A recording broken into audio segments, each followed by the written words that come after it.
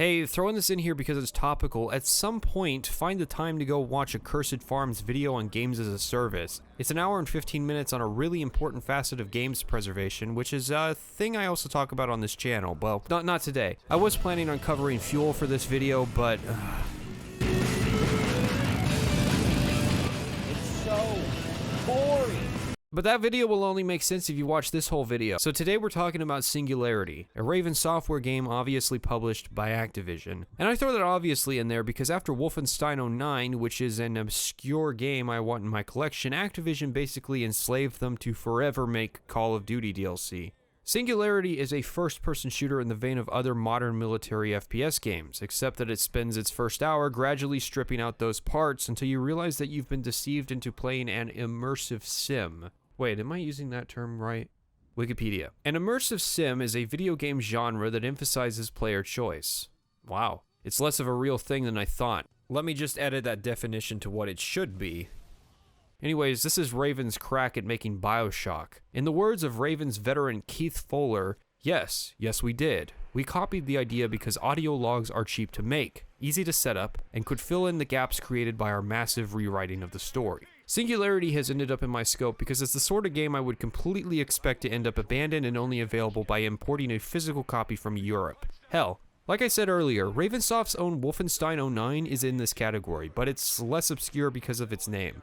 It's too good and obscure to be pleb tier, but it's also got some pretty major issues stopping it from being Patrician tier either. So let's just get into it. The game starts with a pre-baked cutscene filling you in on the details, and an era-standard helicopter ride into the AO. Searching for uranium on a tiny island off the southeast coast of the Soviet Union, Russian engineers discovered E99, a powerful and unprecedented source of energy.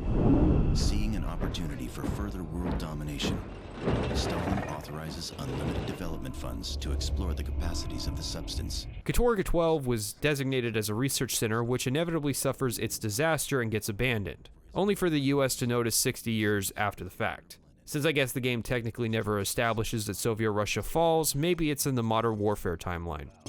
Loyalists, eh? Are those the good Russians or the bad Russians? Spartan team gets sent in because they were fearing another Chernobyl and suspicious of Moscow's secrecy.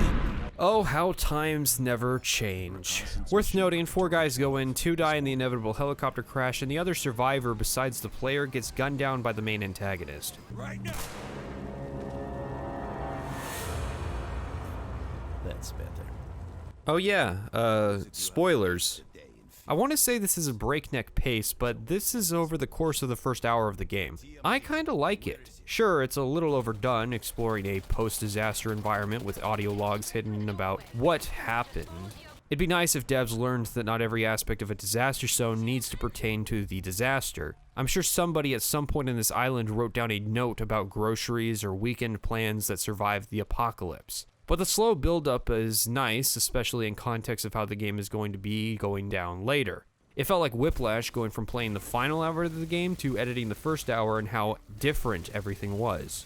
Right, so the helicopter crashed because of this giant blue explosion, and then another one happens, which sets the building on fire and also populates it. Turns out we're back in time.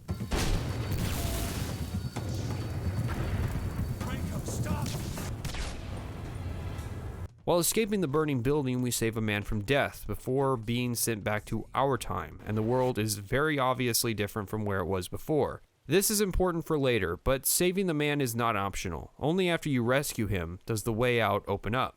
Once outside, things are very obviously different. There is a giant pillar of energy shooting into the sky, monsters prowling around everywhere, and an advancement in the general level of weapons technology.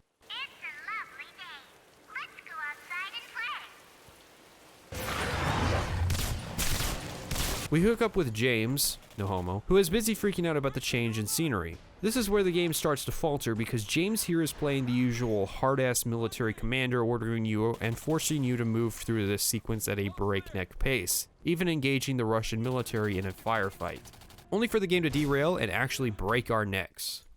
We are officers in the United States military. I want to talk to someone in our embassy. I think you'll find that impossible for a number of reasons. Our embassy? See, the funny thing is, James here was demanding his rights be respected after instigating a firefight that resulted in dozens of dead Russian soldiers.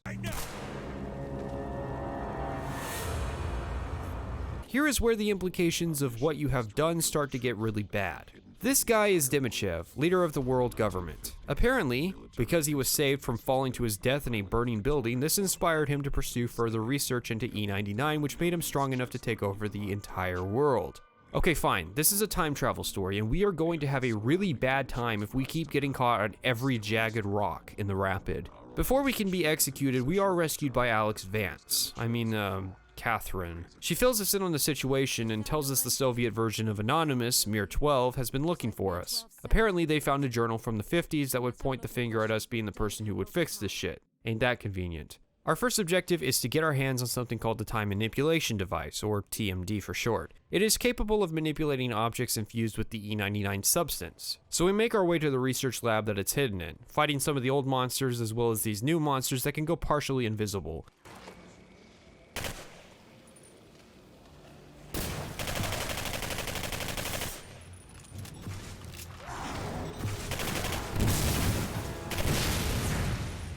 I want to note, having enemies that spawn explosive barrels is peak 7th generation console FPS. For some reason, we keep having flashbacks through time, which exposes the hiding spot of the TMD to us. So, why is Renko here susceptible to these flashbacks? They've been happening the entire game, which is fine, but having one of them reveal the location of the central plot MacGuffin that the antagonist Dimichev is actively seeking poses that pretty big question.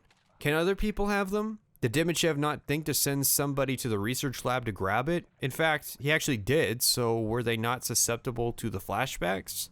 Well, whatever. Renko finds the TMD, which has the power to progress or regress the age of objects infused with E99 and people. Which is interesting because a big part of the early game was about how Dimichev was testing E99 on people, well, specifically little girls. I assume so that he could make them super soldiers, but it turned out to be highly lethal. So are the soldiers infused with E99, or can the TMD affect E99 and also living organisms? Did you think the abilities of the TMD were poorly explored? Yeah, so did we.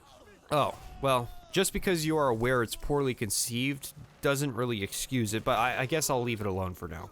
Hey, this is me in editing. Writer me forgot an instance where the TMD was used cleverly and the idea wasn't recycled over and over. About midway through the game in a collapsed tunnel, you see a group of blind enemies standing in a pool of water next to a broken electrical box. Put 2 and 2 together and you've quickly cleared that group. I remember this being in BioShock, sure, but it shows the kind of potential Raven had when designing encounters with the TMD, and really makes it a shame the project was mismanaged so poorly because I can imagine plenty of potential environmental kills with the TMD, you know, the kind of stuff that might differentiate a game from its contemporaries. I like some of the ideas presented with the TMD. Aging or de-aging objects to find secrets is nifty, and as the game went on, it got increasingly useful to use in combat.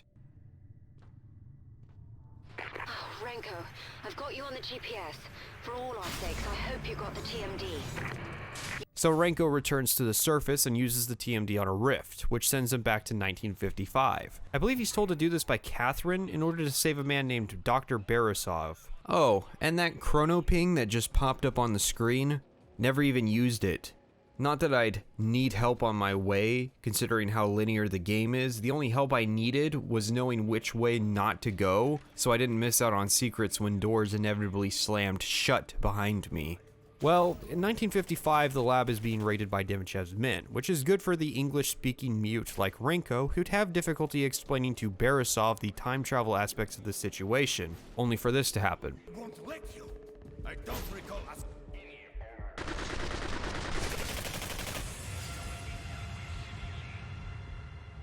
So we've established that going back in time, at least during the blue explosions and changing events in the past, can affect the present when you return. Renko goes back in time and saves Dimichev, thereby fucking everything up.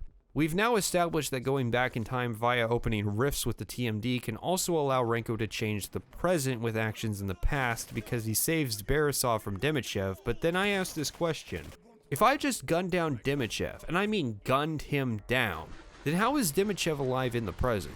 I shot him round about, 24 times spread across his entire body, which threw him out a 3-story window. If this isn't actually Dimichev, then why is he wearing his clothes, using his signature weapon, conversing with Borisov like he knows him personally, and has a big red name over him to emphasize his identity? This is the biggest problem with Singularity's story, and why from here I'll be treating it more as an excuse to go to different levels than any tangible motivation to do anything in the game. We'll talk about the gameplay in part 2.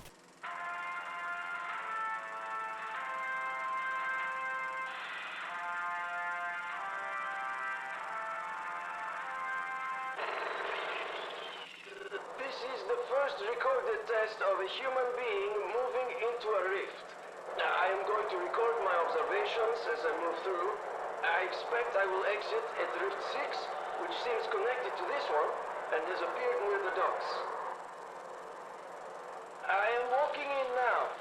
A slight tingling feeling, even through the suit. I am not perceiving anything visual out of the ordinary. And as you see, no noticeable